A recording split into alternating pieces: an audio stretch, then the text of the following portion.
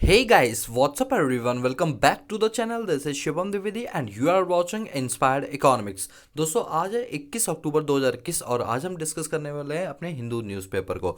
दोस्तों आप इसकी पीडीएफ फाइल को और साथ के साथ जो हम आपको नोट्स प्रोवाइड कराते हैं दोनों की दोनों फाइल्स आप फ्री ऑफ कॉस्ट डाउनलोड कर सकते हैं हमारे टेलीग्राम चैनल पर ज्वाइन करके, ठीक है, जिसका लिंक मैंने डिस्क्रिप्शन बॉक्स में दे रखा है या आप सीधा टेलीग्राम पे टाइप कर देना इकोनॉमिक्स सीधे आपको हमारा चैनल मिल जाएगा।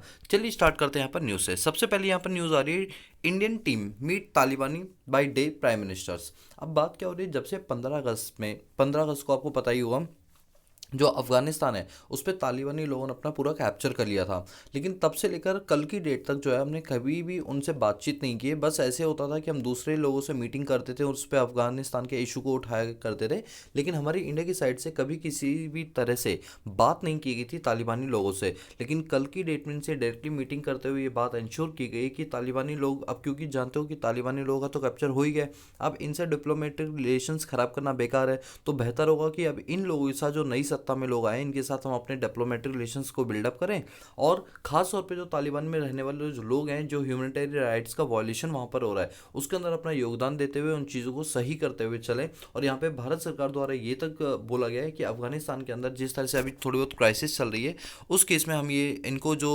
वीट वगैरह होती हैं या जो ग्रेन्स वगैरह होते हैं वो हम इनको प्रोवाइड करवाएंगे, क्योंकि अभी तालिबानी लोग सही तरीके से अपनी गवर्नमेंट को रन नहीं कर पा रहे, बिकॉज अभी उनके लिए हर चीज़ बिल्कुल नई नई है। तो अभी ने थोड़ा सा टाइम लगेगा, बट वहाँ के जो ह्यूमंस है उनके राइट का जिस तरीके से वायलेशन हो रहा है या वहाँ पे जिस तरह से क्राइसिस चल रही है, इन क्राइसिस से दूर होने के लिए भारत ने उनके लिए एक बहुत ही सही एग्रीमेंट किया। और वो एग्रीमेंट मतलब कोई सेल परचेज करनी है, बल्कि हम उनको ग्रांट्स प्रोवाइड करवाएंगे, ठीक है, ग्रेन्स वगैरह जो हमारे पास सरप्लस में होती है ना वो वहाँ पर पहुँचाएंगे। और पहली बार ऐसा हुआ कि तालिबान जब से कैप्चर किया 15 अगस्त से लेकर तब से कल पहली बार भारत ने इनसे डायरेक्टली मीटिंग करते हुए ये सारी चीज़ों को इंश्योर किया, ठीक है। चलिए, इसके बाद यहाँ पर आ रहा है महाराष्ट्र फर्म सोल्ड जीएम। अच्छा, ये जीएम का मतलब यहाँ पर क्या है, जेनेटिक मॉडिफिकेशन। अच्छा, कल की न्यूज़ में आपको मैंने पढ़ाया था कि हमारे यहाँ से जो राइस है उसकी सप्लाई की गई, मतलब राइस का एक्सपोर्ट किया गया। और आप जानते हो हम हमेशा नंबर 1 नंबर 2 पर एग्रीकल्चर सेक्टर में रहते हैं एक्सपोर्ट के मामले में। तो जब हमने राइस का एक्सपोर्ट किया तो हमारे पास यूरोपियन यूनियन के द्वारा ये बोला जाता है कि भारत से जो राइस का एक्सपोर्ट किया जा रहा है वो राइस जो है वो जेनेटिक मॉडिफाई करके भेजा जा रहा है। जेनेटिक मॉडिफाई का मतलब होता है जब दो अलग अलग ब्रीड्स को आप एक साथ मिलाकर बनाने की कोशिश करते हो उसको बोलते हैं। बट यहाँ पे भारत सरकार द्वारा साफ नेगलेक्ट कर दिया जाता है और कहा जाता है कि हम तो जो जेनेटिक मॉडिफिकेशन है वो खाने वाले आइटम्स में तो हम करते ही नहीं है, और नॉन फूड आर्टिकल में भी अगर हम करते हैं तो कॉटन के अंदर करते हैं। तो ये सवाल ही पैदा नहीं होता कि हमारी साइड से इस टाइप की चीज़ें सप्लाई की गई है। आप हमारे ट्रेड को रोकने के चक्कर में या हमारी इमेज को ख़राब करने के चक्कर में आप ये सारी बातें यहाँ पर बोले हो, जिसको लेकर साफ साफ जो है वो पूरी तरीके से हमारे यहाँ पर नेगलेक्ट कर दिया गया। भारत सरकार द्वारा साफ साफ मना कर दिया गया कि इस टाइप की चीज़ें तो हम वैसे भी करते ही नहीं है। लेकिन अगर हम बात करें यहाँ पर जो अभी रिपोर्ट्स निकल के आ रही हैं जेनेटिक मॉडिफिकेशन की, तो कहा ये जा रहा है कि इन्होंने उस वाले राइस पर बात की गई जो कि महाराष्ट्र से एक्सपोर्ट की गई थी, ठीक है। तो एक छोटा सा आर्टिकल था आपके सामने, मैंने ये डिस्कस कर लिया। इसके बाद हम यहाँ पर लेफ्ट साइड देखते हैं तो यहाँ पर कुशीनगर की बात बोली गई। अच्छा, आपको पता ही है कि कल यानी 20 अक्टूबर 2021 को कुशीनगर एयरपोर्ट जो इंटरनेशनल एयरपोर्ट है इसका उद्घाटन किया गया, जिसमें हमारे यूपी के चीफ मिनिस्टर योगी आदित्यनाथ और हमारे भारत के प्राइम मिनिस्टर नरेंद्र मोदी इनके द्वारा ये उद्घाटन वहाँ पर किया गया। अब थोड़ा सा मैं आपको इसके बारे में बताता हूँ कि बेसिकली जो कुशीनगर है इसमें क्यों हमने इंटरनेशनल एयरपोर्ट बनाया है। जैसे मैं कई बार क्वेश्चंस भी आपसे पूछ चुका हूँ कि हमारे यूपी के अंदर ऑलरेडी दो एयरपोर्ट्स हैं, चौधरी चरण सिंह करके एक और है और तीसरा ये और बना दिया, तो तीन तीन क्यों बनाए गए। तो मुझे कई सारे कमेंट आए और बहुत बढ़िया बढ़िया आंसर्स मिले। तो दोस्तों मैं बता दूं, पहले तो जितने भी क्वेश्चंस मैं पूछता हूँ सभी के कमेंट मैं पढ़ता हूँ, भले उसके मैं रिप्लाई ना दूँ बिकॉज बहुत ज़्यादा हो जाते हैं, दूसरे चैनल पर भी बहुत कॉमेंट्स आते हैं, रिप्लाई मैं भले ना दूँ लेकिन एक एक के रिप्लाई मैं जो रिप्लाई है वो देखता हूँ। खासतौर पर सिमरन आपके तो रिप्लाई बहुत ज़्यादा आते हैं, ठीक है। तो प्लीज़ आप लोग क्वेश्चंस के जो भी मैं पूछता हूँ उनके आंसर दिया करो, ठीक है। अब यहाँ पर क्या होता है, जो कुशीनगर है यहाँ पर एयरपोर्ट जो खोला गया उसके पीछे का सबसे बड़ा रीज़न ये है क्योंकि जो गौतम बुद्ध थे तो इन्होंने अपनी आखिरी जो अंतिम जो समय बिताया था वो कुशीनगर, यूपी के कुशीनगर में बिताया था। तो इसीलिए वो एक मॉन्यूमेंट प्लेस बन के रह गया जहाँ पर लोग अपनी श्रद्धा के अनुसार आते हैं, वहाँ पे मत्था टेकने के लिए आते हैं, अपने विशेष को मांगने के लिए आते हैं। इवन इंडिया के ही लोग नहीं बल्कि इंटरनेशनल लोग ही, खासतौर पे से हम बात करते हैं चाइना की बात करते हैं, तिब्बत की बात करते हैं, हम श्रीलंका की बात करते हैं, यहाँ पर ना बुद्धिज़्म बहुत ज़्यादा चलता है। ठीक है, तो ये लोग भी जो हमारे कुशीनगर है यहाँ पर विजिट के लिए आते थे, ये देखने के लिए कि किस तरह से गौतम बुद्ध ने अपनी लास्ट मोमेंट, जो लास्ट जगह जहाँ पर बिताई थी उस जगह को देखने के लिए। तो अब यहाँ पर हमें ये समझ आ गया कि ये टूरिज्म सेक्टर बन सकता है हमारे अच्छे के लिए। यूपी में टूरिज्म सेक्टर बन सकता है, जिस बात को इन्होंने क्या किया, ध्यान में रखते हुए इन्होंने इंटरनेशनल एयरपोर्ट बनाए, जिससे कि जो मोमेंटम है वो डायरेक्टली कुशीनगर पर हो पाए। कई सारे ऐसे लोग हैं जो पहले दिल्ली एयरपोर्ट उतरते थे, फिर वहाँ से दूसरा ट्रांसपोर्ट का मीन पकड़ते थे कुशीनगर जाने के लिए, तो बहुत लंबा रूट होता है, जिसके से कहीं ना कहीं जो टूरिज्म है वो हमारा इंकरेज नहीं हो पा रहा था। बट अब हमने टूरिज्म को इंकरेज करने के लिए हमने क्या किया, कुशीनगर में इंटरनेशनल एयरपोर्ट खोल दिया, जिससे कि जो मोमेंटम है, इंटरनेशनल मोमेंटम है, वो यहाँ पर बढ़ सके। दोस्तों आपकी जानकारी के लिए बता दूं कि कल जब इसका इनॉग्रेशन हो रहा था, तो हमारे यहाँ पे जो प्रधानमंत्री श्रीलंका के हैं, उनके कई सारे स्पोक्स पर्सन भी भारत में आए हुए थे। चलो इस पर मैं पूरी रिपोर्ट आपको समझाता हूँ कि पूरी रिपोर्ट क्या है। ठीक है, आप यहाँ पर देखना, ये है हमारा कुशीनगर इंटरनेशनल एयरपोर्ट। पहली बात तो ये है कि जो अब ये जो मैं आपको बात बता रहा हूँ, ये हिस्ट्री की बातें बता रहा हूँ, मतलब गौतम बुद्ध की जो एंशियंट हिस्ट्री है उसके बारे में बता रहा हूँ मैं आपको। और ये GS paper number 1 ancient Indian history के बारे में डिस्कस की जाएगी। अब यहाँ पर बात क्या हो रही है, बात ये हो रही है कि जैसे कुशीनगर एयरपोर्ट है जो कि उत्तर प्रदेश में खोला गया है, ये यूपी का इंटरनेशनल एयरपोर्ट है, जिससे क्या होगा कि जो कनेक्टिविटी है, जो साउथ ईस्ट के या ईस्ट एशियन के जो कंट्रीज़ हैं उनसे कनेक्टिविटी यहाँ पर बढ़ाने की बात बोली गई है। क्योंकि जो बुद्धिस्ट है, तो बुद्धिस्ट जो है ये अपने आप में एक बहुत बड़ा कॉन्सेप्ट है, ये खाली इंडिया में नहीं बल्कि इंटरनेशनल में कई जगहों पर बुद्धिज़्म को यहाँ पर माना जाता है। और जो कुशीनगर है वो बुद्धिस्ट का एक बहुत ही मेन सेंटर माना जाता है, जहाँ पर उन्होंने अपने लास्ट के जो समय है वो वहाँ पर बिताए थे।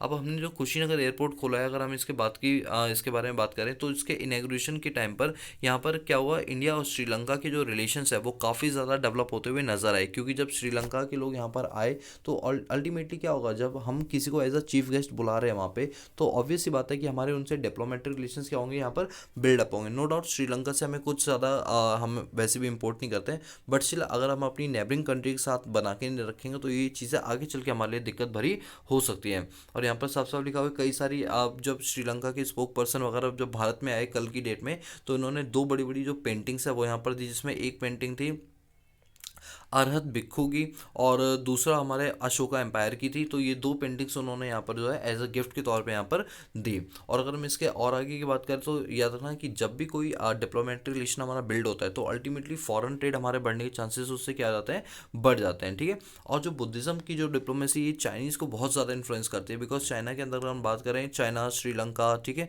यहाँ पर बुद्धिज़्म को बहुत ही ज़्यादा माना जाता है, मतलब उनके जो मेन भगवान है वो बुद्ध ही है यहाँ पर। ठीक है, तो बुद्धिज़्म को लेकर फेथ बहुत ज़्यादा है, जिसको लेकर हमें समझ आ गया था कि अगर हमें टूरिज्म बढ़ाना है तो ये एक हमारे लिए बहुत ही अच्छा साधन हो सकता है। ठीक है, चलिए ये सारी बातें यहाँ पर बोली गई। अब मैं आपको मेन चीज़ पढ़ाता हूँ, मेन चीज़ पर लेकर चलता हूँ। ये सारे नोट्स आप अपने लेवल पे पढ़ सकते हो। ठीक है, अच्छा मैं आपको एक चीज़ और बताता हूँ कि बुद्धिज़्म की जो इनिशिएट है, बुद्धिज़्म की साइट्स को प्रमोट करने के लिए भारत सरकार द्वारा कई सारे इनिशिएट चलाई, जिसमें एक है आपका प्रसाद स्कीम, एक है आइकॉनिक टूरिस्ट साइट्स, एक है बुद्धिस्ट कॉन्क्लेव, और एक है डाइवर्सिटी ऑफ लैंग्वेजेस। ये सारी चीज़ें अब अगर मैं आपको बताऊं, तो जो बुद्धा थे, हमारे गौतम बुद्धा थे, इनका जो जन्म है वो 563 बीसी में हुआ था, वो भी नेपाल के अंदर हुआ था। इसके बाद इन्होंने अलग अलग जगहों पर घूमना शुरू किया। अगर हमें इनकी बात करें तो इन्होंने बहुत सारी अच्छी अच्छी बातें बोली। ये ना क्या करते थे, ये हर दुखी इंसान को एक मतलब सुखी का भोग करा देते थे। मतलब ये बताते थे कि तुम्हारी दुखी के पीछे कोई रीज़न नहीं है, तुम अपने आप को दुखी जानबूझ के करो। अगर आप इनकी मूवीज़ वगैरह देखे होंगे आपको, तो आपको पता होगा कि बुद्धिस्ट जो है ये कुछ नहीं, इनके पास कोई शक्तियाँ नहीं थी, बल्कि ये क्या करते थे, ये अपनी बातों से इतना ज़्यादा इन्फ्लुएंस कर देते थे कि इंसान अपने आप क्या हो जाता था, इनर्जेटिक हो जाता था। ये सारी बातें यहाँ पर बोली गई। ठीक है, अच्छा यहाँ पर अगर हम बात करें, तो जो गौतम बुद्ध है, उनका जो जन्म है वो नेपाल में हुआ था। इसके बाद बिहार में एक बोध गया है, यहाँ पर क्या किया था इन्होंने, कई सारी अटेंशंस, मतलब कई सारी इन्होंने जैसे होते ना कि मंत्र वगैरह का ज्ञान लेना, वो सब इन्होंने किया था। इसके बाद सारनाथ यानी वाराणसी की बात करें, तो इनकी फर्स्ट सेरेमन जो थी वो यहाँ पर हुई थी। और इसके बाद जो बुद्धा की डेथ हुई थी वो यूपी के गोरखपुर में हुई थी, जिसका नाम है कुशीनगर। तभी मैं आपको बताया था कि जो कुशीनगर है ये हमारे बुद्धा के लिए एक बहुत ही इंपॉर्टेंट रोल प्ले करता है, और इसीलिए ये हमारे लिए जो है एक पिलग्रिज्म की तरह बनकर रह गया है, और इसी वजह से हमारा जो ट्रेड है वो यहाँ पर बढ़ता हुआ नजर आएगा। ठीक है, चलिए ये हो गया। इसके बाद हम और आगे चलते हैं यहाँ पर। तो इस वाले पेज से तो कुछ खास न्यूज़ नहीं है, बस एक ये न्यूज़ आ रही है कि आप जानते हैं कि अभी हमारे यहाँ पर जो पराली वगैरह होती है ये जलाई जाती है, जिसकी वजह से जो एयर क्वालिटी इंडेक्स है वो हमारा बहुत ज़्यादा बढ़ जाता है, यानी ख़राब हो जाती है एयर क्वालिटी। वैसे तो अभी मैं हमने बायो डिकम्पोजिशन स्कीम चलाई हुई, जिसके चलते अगर हम उसमें जो पानी या कैप्सूल होता है वो अगर हम डाल देते हैं तो जो फसल है वो अल्टीमेटली डिकम्पोज हो जाती है। बट स्टिल अभी कई ऐसे फार्मर्स हैं जो क्या कर रहे हैं, उसको पराली को जलाने का यहाँ पर काम कर रहे हैं, जिसके चलते जो अब दिल्ली की जो एयर क्वालिटी है वो पुअर से वर्स की ओर जाती हुई नज़र आ रही है। दोस्तों मैं अभी का करंट सिचुएशन का आपको दिखाता हूँ। मैंने ये देखो निकाल रखा है अभी का, रिसेंटली जस्ट मैं अभी वीडियो बना रहा हूँ, तो यहाँ पर एयर क्वालिटी इंडेक्स जो है वो 173 और साफ साफ लिखा हुआ है ये क्या है, अनहेल्दी है। अनहेल्दी का मतलब आप समझते हो ये पुअर से भी ज़्यादा खराब है। पर्टिकुलर मैटर 2.5 देखो कितना ज़्यादा लेवल बढ़ चुका है, PM10 का देखो, इसी तरह O3 का देखो, NO2 को देखो, SO2 कार्बन डाइऑक्साइड, ये सारी चीज़ें आपको देखने के लिए मिल रही है। यानी इससे हमें ये चीज़ सीखनी चाहिए कि जिस तरह से आजकल हम देख रहे हैं पराली को जलाया जा रहा है, कहीं ना कहीं हमारी एनवायरनमेंट को इम्पैक्ट डाल रहा है, जिससे हमारी एयर क्वालिटी इंडेक्स जो है वो काफ़ी ज़्यादा खराब होती जा रही है। और खासतौर पर दिल्ली के लिए बोला गया, यहाँ पर आप देखिए साफ से लिखा है air quality index of Delhi 221 on Wednesday, 221 था वेडनेसडे को। और इसके बाद जब हमने ट्यूसडे को देखा तो ये 69 कम था, लेकिन अचानक से ये क्या हो गया, बढ़ने लगा। 24 घंटे के अंदर बहुत ज़्यादा यहाँ पर जो है बढ़ोतरी यहाँ पर देखने के लिए मिली है। ठीक है, चलिए ये एक आर्टिकल था। इसके बाद हम और आगे यहाँ पर चलते हैं। तो ये तो सारा आपका, अच्छा यहाँ पर एक चीज़ आ रही है, दिल्ली ने अनाउंस किया है, दिल्ली गवर्नमेंट यानी आम आदमी पार्टी ने अनाउंस किया है कि दिल्ली के पास जितने भी फार्मर्स हैं जिनकी फार्मिंग ख़राब हो गई, क्योंकि इस बार ना बारिश सडनली बहुत ज़्यादा होने लगी जिसकी वजह से उनकी फार्मिंग ख़राब हो गई है, तो 1 एकड़ के बदले 50,000 रुपये दिए जाएंगे। यानी अगर मान लो किसान के पास 5 एकड़ की ज़मीन है तो उसे 2.5 लाख रुपये मिलेंगे, और अगर उसके पास 1 एकड़ की ज़मीन है तो 50,000 रुपये उसे मिलेंगे एज अ मुआवजा के तौर पर। तो देखो मुझे ऐसा लगता है कि वैसे तो 50,000 तो बहुत कम रकम है, बट इसलिए ये है कि अगर गवर्नमेंट इस टाइप के इनिशिएट करती है तो कहीं ना कहीं वो दिखाने की कोशिश कर रही है कि हम जो हैं किसानों के साथ हैं। ठीक है, चलिए इसके बाद हम और आगे चलते हैं यहाँ पर। तो यहाँ पर तो फिलहाल ये सारा एडवर्टाइजमेंट सेक्शन ही है, इसमें तो कुछ बताने की जरूरत नहीं है, और जो ये पॉलिटिकल न्यूज़ है जो कि हमारे एग्जाम प्रॉस्पेक्टस उतना ज़रूरी नहीं है। अच्छा यहाँ पर एक बात चलिए, toll in rain related incidents rises to 42। अब क्या है कि जो रेन है वो बहुत ज़्यादा तेज़ हो गया है। अब यहाँ पर क्या होता है कि ये हमारा केरला का दिखाया गया, तो केरला की चीफ मिनिस्टर ने ये बोला है कि आने वाले समय के अंदर जैसे रेनफॉल है ये बहुत ज़्यादा हो सकती है, तो हो सकता है यहाँ पर डेथ के केसेस या जो नेचुरल क्लैमिटी की वजह से जो डिज़ास्टर्स आती हैं वो यहाँ पर ज़्यादा देखने के लिए मिल सकते हैं। इसके चलते उन्होंने अपने यहाँ पर ऑरेंज या फिर कह लो जो अलर्ट्स होते हैं वो यहाँ पर जारी किए हैं। कुछ जैसे इलाके हैं जहाँ पर उन्होंने ऑरेंज अलर्ट जारी किया, कुछ इलाके जहाँ पर येलो अलर्ट जारी किया, और कुछ इलाके ऐसे जहाँ पर रेड अलर्ट जारी किया, जहाँ पर ये कहा गया है कि 24 घंटे के अंदर 20 सेंटीमीटर की यहाँ पर बारिश हो सकती है। तो यार ना इससे हमें क्या समझना है, इससे हमें ये समझना है कि जो हमारा मीटरोलॉजिकल डिपार्टमेंट है जिसको हम बोलते हैं IMD। चलो मैं आपको इस बारे में नोट्स पढ़ाता हूँ क्योंकि नोट्स से आपको ना ज़्यादा समझ आएगा। अब आपकी हैबिट हो गई कि जब नोट्स पढ़ाओ तो ही क्लियर होता है। अच्छा आई थिंक इसका नोट्स मेरे मुझसे रह गया। बेसिकली मुझे बस ये बताना था कि हमारे यहाँ पर जो है 3 टाइप के कलर्स होते हैं, एक येलो कलर होता है, ऑरेंज कलर, रेड कलर, और वैसे तो एक और होता है जिसे बोलते हैं ग्रीन कलर। ग्रीन कलर का मतलब है जो काम करो बिल्कुल आसानी से करते रहो, कोई दिक्कत वाली बात नहीं है इसमें।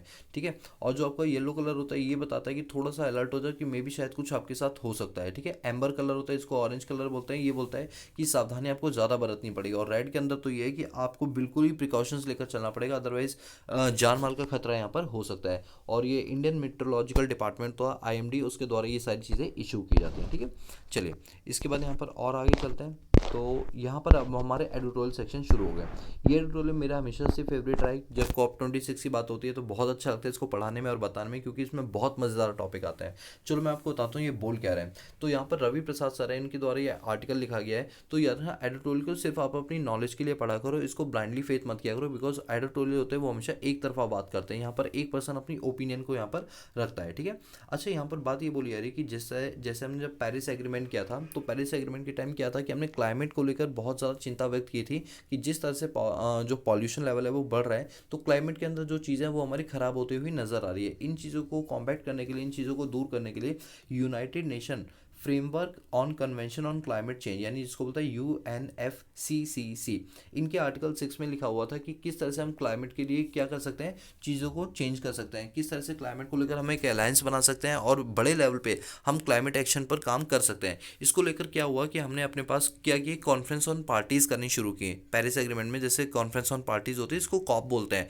तो कॉप की 21वीं मीटिंग के अंदर तो इंटरनेशनल सोलर अलायंस बनाया गया था, और अभी 26वीं मीटिंग होने वाली, जो कि आपको पता ही होगा 31 अक्टूबर 2021 से शुरू होगी, और ये 11 से 12 नवंबर तक ये मीटिंग चलेगी, जहाँ पर ये डिसाइड किया जाएगा कि आने वाले समय के अंदर हम क्लाइमेट को लेकर क्या क्या चीज़ें कर सकते हैं, किस तरह से हम क्लाइमेट को प्रोटेक्ट कर सकते हैं। ये सारी बातें यहाँ पर बोलेगी। और आज की डेट में जो एजेंडा है हमारा वो ये कि 2030 तक, या कह लो 2050 तक, वैसे 2030 तक तो ये बोला है कि जो कार्बन एम्बिशन है हमें उसको रिड्यूस करना है लगभग 2 डिग्री सेल्सियस से। और जो 2050 का एजेंडा है वो ये है कि हमें अपने एनवायरनमेंट को इस तरह से कर देना है कि अगर हम पोल्यूशन फैलाएं तो वो एनवायरनमेंट अपने आप उस चीज़ को एब्जॉर्व करके ख़त्म कर दे, हमें उसके लिए अलग से कुछ करना ना पड़े। यानी 2050 तक हम अपने एनवायरनमेंट को इतना नीट एंड क्लीन कर ले कि सारी चीज़ें नेचुरली हो जाए, मैन मेड हमें कोई एनवायरनमेंट को लेकर प्रोटेक्शन करने की ज़रूरत ना पड़े। ठीक है, इसके यहाँ पर हम लेफ्ट साइड आर्टिकल पर चलेंगे। ये एडिटोरियल क्या बोलता है, प्लगिंग द लीक। अभी प्लगिंग द लीक को लेकर क्या बोला गया है, अभी अभी थोड़ी देर पहले मैंने आपको पढ़ाया था कि हमारे यहाँ पर जो राइस है उसका एक्सपोर्ट किया गया था 500 टन राइस का, जिसको लेकर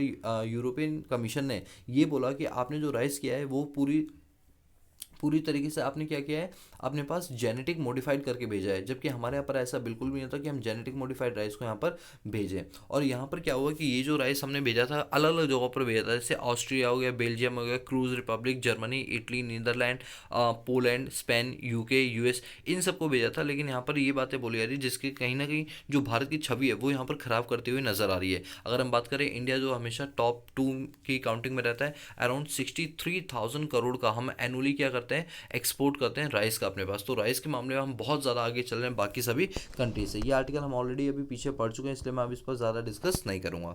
इसका लेफ्ट हैंड साइड पर एक और आर्टिकल आ रहा है, फॉर चेंज। अभी चेंज क्या हुआ है, जैसे आप जानते हैं सेम सेक्स को लेकर, जैसे लड़का लड़का आपस में शादी करना चाहता है, लड़की लड़की करना चाहते हैं, जैसे लड़के लड़की करना चाहते हैं उसको हम गे बोल देते हैं, और जो लड़कियां लड़कियां करती हैं वो उसको हम लेस्बियन बोल देते हैं।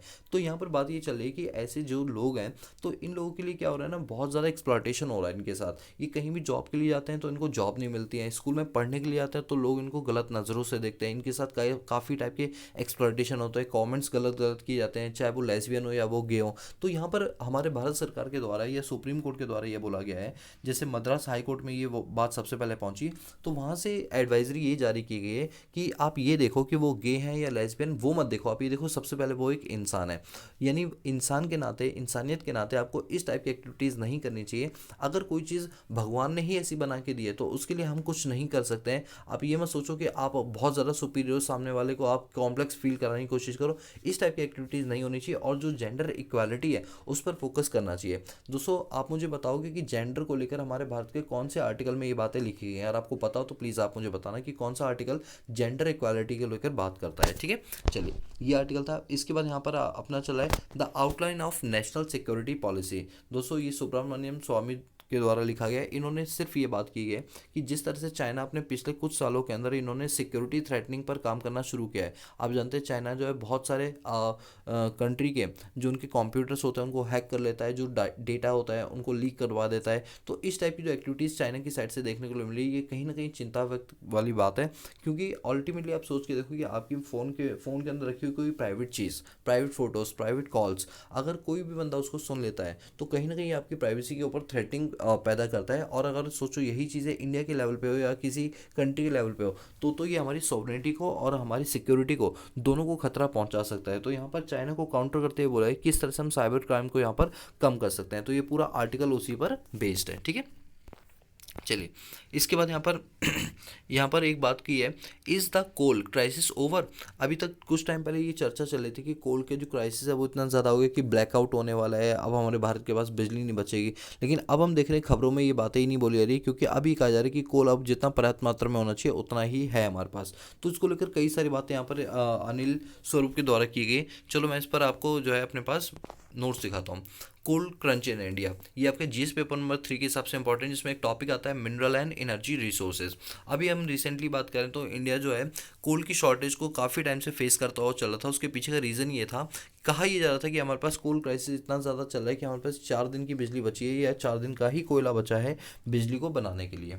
अब यहाँ पर बात क्या चल रही थी कि आप जानते हैं अभी कोविड-19 पेंडेमिक के चलते हमने अपने पास जो इम्पोर्ट है वो थोड़ा सा कम कर दिया, और हम चाहते थे कि इम्पोर्ट जो डिपेंडेंसी है ना कोल की वो हम यहाँ पर कम करें। तो सडन वे में आप कह सकते हैं कि हाँ, इंडिया में थोड़ी सी कोल क्राइसिस यहाँ पर देखने के लिए मिल गई थी। और ऊपर से सबसे बड़ा रीज़न ये भी था कोल क्राइसिस का, वो ये कि इंडिया के अंदर जो कोल प्लांट्स हैं जहाँ पर माइनिंग की जाती है तो वहाँ बरसात कुछ ज़्यादा हुई थी, जिसके चलते माइनिंग कर पाना थोड़ा सा पॉसिबल नहीं हो पा रहा था, जिसकी वजह से जो थर्मल पावर प्लांट है उनको कुछ टाइम के लिए बंद भी किया गया था अप्रैल से जून महीने के अंदर, क्योंकि रेनफॉल कुछ ज़्यादा ही हो रही थी। और इसकी वजह से जो जो प्रोडक्शन है वो थोड़ा कम हुआ, और ये कहा जा रहा था कि ब्लैकआउट जैसी सिचुएशन यहाँ पर देखने के लिए मिल सकती है। ये सारी बात यहाँ पर बोली गई, और ये भी बोला गया कि हमने जो इम्पोर्ट है कोल का वो भी थोड़ा सा कम कर दिया था, जिसके से हमें सडनली ऐसा लगा कि जो इलेक्ट्रिसिटी है उसका ब्लैकआउट हो सकता है। बट रियलिटी ऐसी नहीं थी कि कोल क्राइसिस चल रहा है, वो तो हम ही खुद कोल कम ले रहे थे, क्योंकि हमें लग रहा था कोल हम खुद सारी चीज़ें कर सकते हैं। ठीक है, तो ये एक आर्टिकल था, आई होप आप समझ गए। तो कुल मिला के यहाँ पर जो अनिल स्वरूप के द्वारा बोला जा रहा है वो ये बोला जा रहा है कि क्या कोल क्राइसिस ओवर हो गया है। तो देखो, कोल क्राइसिस एक हद तक ओवर हो गया, लेकिन अभी पूरी 100% तक ओवर नहीं हुआ है। बिकॉज हम जिन जिन कंट्रियों से कोल खरीदते थे, जैसे आप मान के चलो यूएसए हो गया, चाइना हो गया, आपका ऑस्ट्रेलिया हो गया, तो यहाँ पर क्या है कि ऑलरेडी कोल की जो प्राइसेस है वो बढ़ गए हैं, जिसके चलते हमने इंपोर्ट थोड़ा कम कर दिया है। बाकी ऐसा नहीं कि कोल अवेलेबल नहीं है, कोल बिल्कुल अवेलेबल है, ये पूरे आर्टिकल में यही बात बोली गई है। ठीक है, चलिए इसके यहाँ पर बात करते हैं द ग्लोबल टैक्स रेवोल्यूशन। अभी ग्लोबल टैक्स रेवोल्यूशन के बारे में बात की जा रही है। आपको पता ही होगा कुछ टाइम पहले मैंने आपको कवर किया था कि 130 कंट्रियों ने मिलकर यहाँ पर क्या किया हुआ है, एक अलायंस बनाई है, और कहा है कि अगर कोई कंट्री की कंपनी दूसरी कंट्री के में जाके काम करती है तो उसको एक 15% से जो टैक्स है उस पर मिनिमम ग्लोबल कॉर्पोरेशन टैक्स बिल्कुल लगाया जाएगा। चलो मैं इसके आपको नोट्स बताता हूँ। आजकल हमारा चैप्टर भी जो चल रहा है ना वो टैक्सेशन वाला चल रहा है, तो अच्छी बात है कि आपको वहाँ से चीज़ सीखने के लिए मिल जाएंगी। अभी क्या है, एक कॉन्सेप्ट अभी रिसेंटली लॉन्च किया है, ग्लोबल मिनिमम कॉर्पोरेट टैक्स। ये क्यों लॉन्च किया गया, पहले उसका रीज़न सुनो।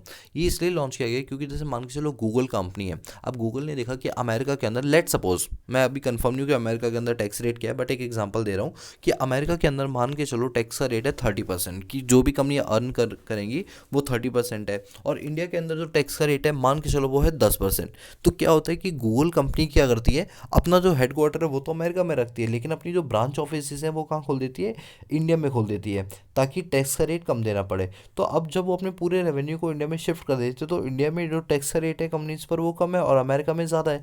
तो ऐसे में अमेरिका को बहुत बड़ा लॉस होता था कि अमेरिका की कंपनी उन उन जगहों पर जाके अपनी ब्रांच ऑफिस खोलती है जहाँ पर टैक्स का रेट क्या होता है, कम होता है। इससे क्या होता है कि ये कंट्री का रेवेन्यू लॉस बहुत बड़े स्केल पर देखने के लिए मिलने लगा। और मेक्सिको जैसी जो कंट्रीज है जहाँ पर गरीबी बहुत ज़्यादा है, वहाँ पर जो है टैक्स का रेवेन्यू का जो कलेक्शन है वो बढ़ने लगा, क्योंकि कंट्री उस जगह शिफ्ट होने लगी, कंपनियाँ जो है वो उस जगह शिफ्ट होने लगी।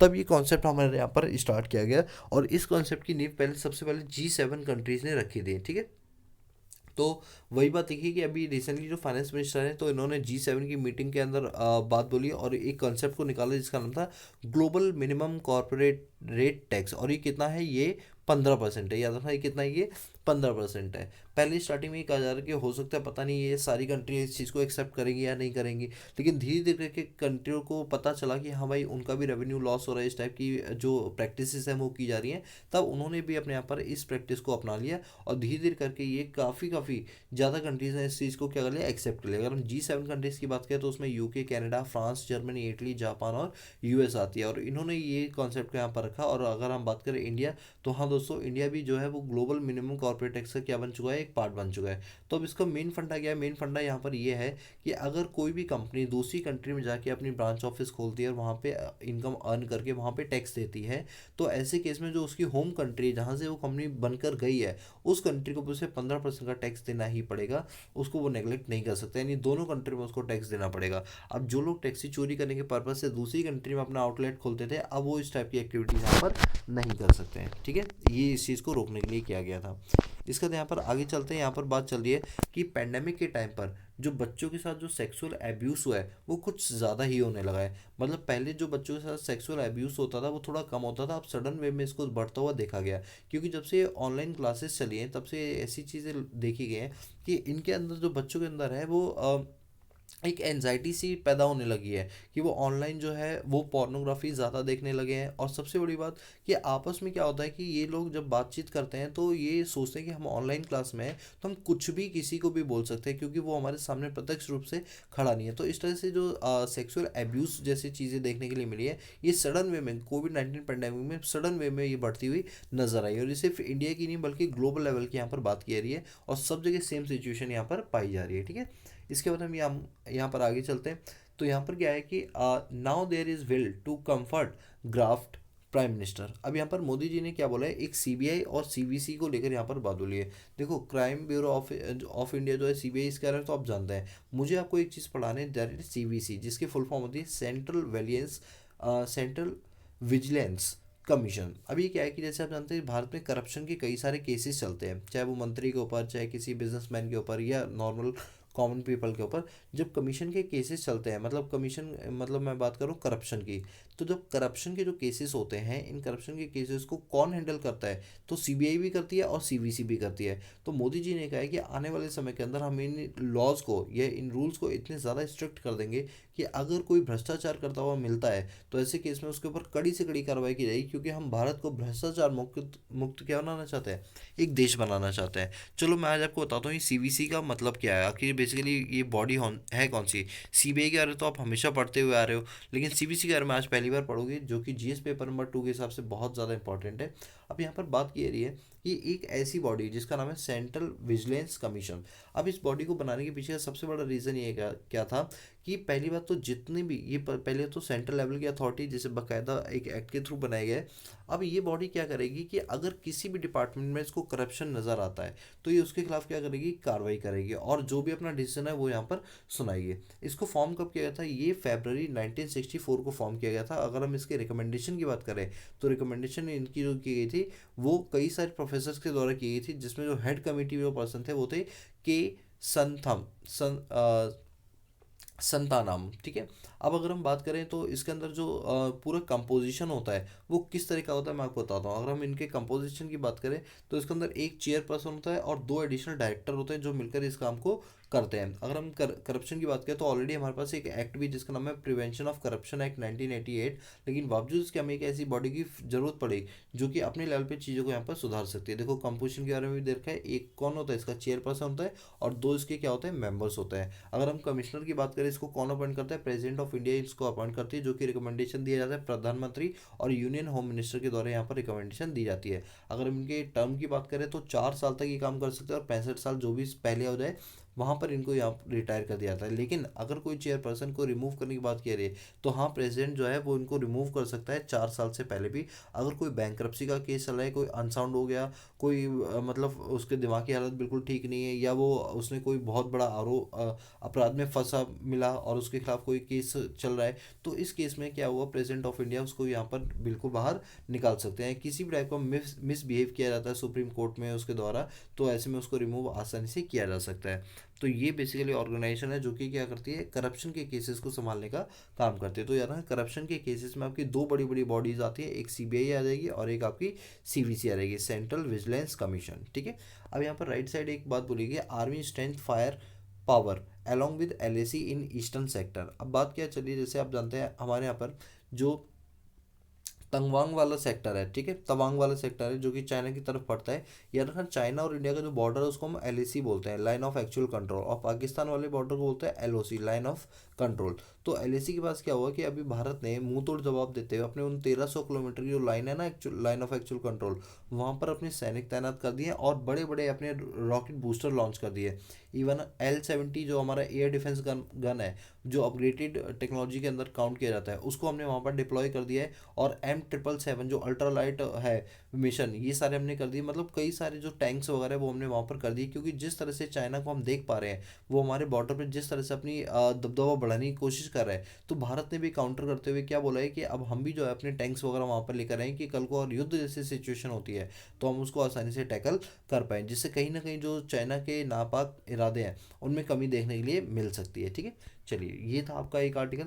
इसके बाद हम और आगे चलते हैं, तो ये तो पूरा एकदम से पॉलिटिकल उससे भरा हुआ है, पॉलिटिकल एजेंडा से, इसलिए हम इस पर ज़्यादा बात नहीं करेंगे। इसके बाद यहाँ पर कॉलेजेस को रीओपन कर दिया जाएगा महाराष्ट्र में। ठीक है, ये तो आपको हर जगह कहीं ना कहीं मिल जाएगा। अब एक बात चलिए, alignment of US India interest makes a great difference Burns. अब यहाँ पर बात क्या चली है कि यूएस और इंडिया के जो अभी जब से जॉय बाइडन हमारे नए प्रेसिडेंट बने यूएस के, तो ये कहा जा रहा था कि इंडिया के साथ इनके डिप्लोमेटिक रिलेशंस अच्छे नहीं होंगे।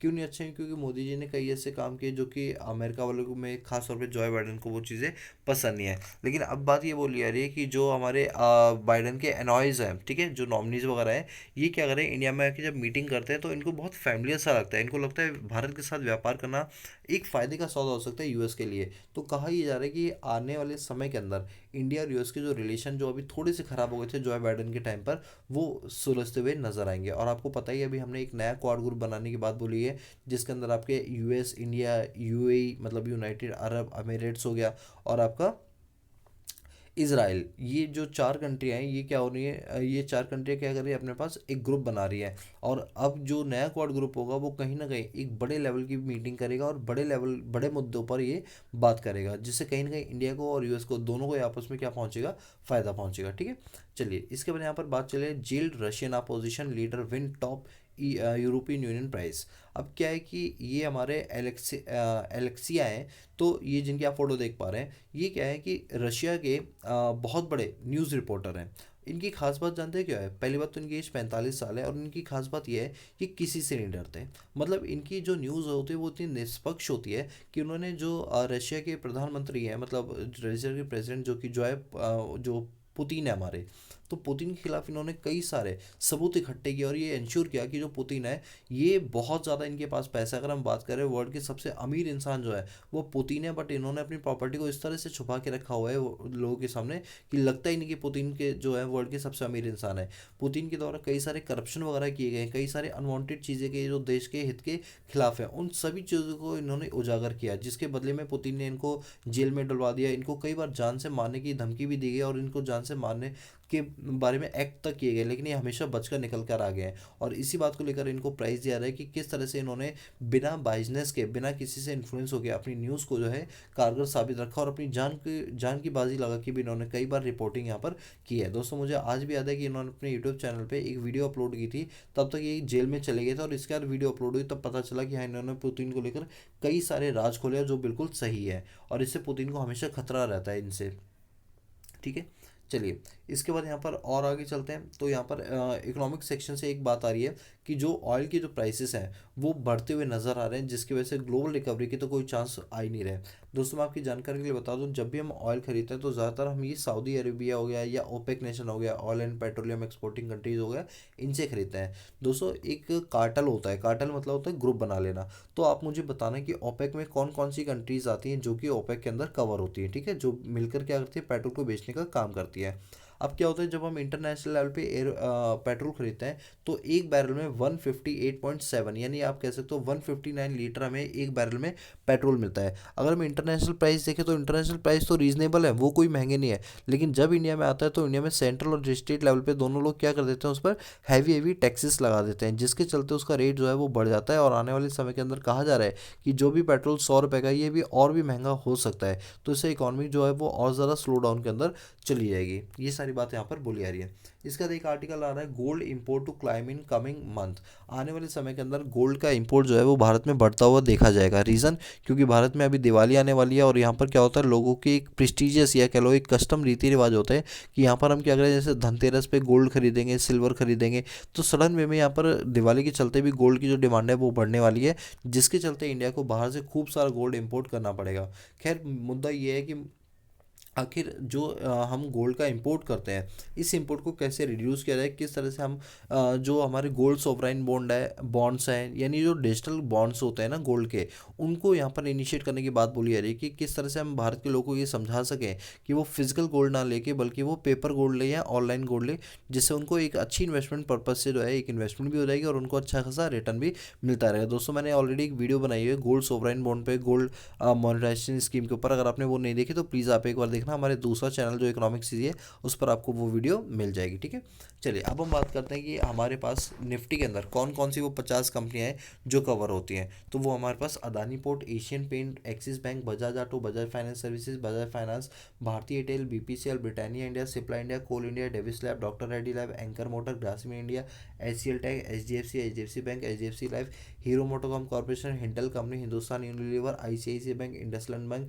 Infosys bank, Indian oil corporation, ITC, JSW cement, JSW steel, Kotak bank, L and T, एम&एम, Maruti Suzuki, Nestle India limited, NTPC, ONGC, power grid corporation, Reliance industries, SBI life, state bank, Shree cement, sun pharma, Tata consumer product, Tata motor, Tata steel, Tata consultancy service, tech Mahindra, Titan UltraTech cement और UPL और Wipro. Exchange rate की बात करें तो US dollar 74 rupees का है, euro 86 rupees का है, ब्रिटिश पाउंड 102 रुपये का है, जापानीज एन 65 रुपीज़ का है, चाइनीज वन 11 रुपये का। और यही चार पांच करेंसी मिलकर क्या बनाती है स्पेशल ड्राइंग राइट, जिसको हम एसडीआर बोलते हैं। कौन कौन सी करेंसी आती है, US dollar, euro, British pound, Japanese yen और चाइनीज युआन। ठीक है, चलिए तो आज के द हिंदू न्यूज़पेपर एनालिसिस में इतना ही रखते हैं, बाकी मिलते हैं नेक्स्ट क्लास में, तब तक के लिए पीस आउट।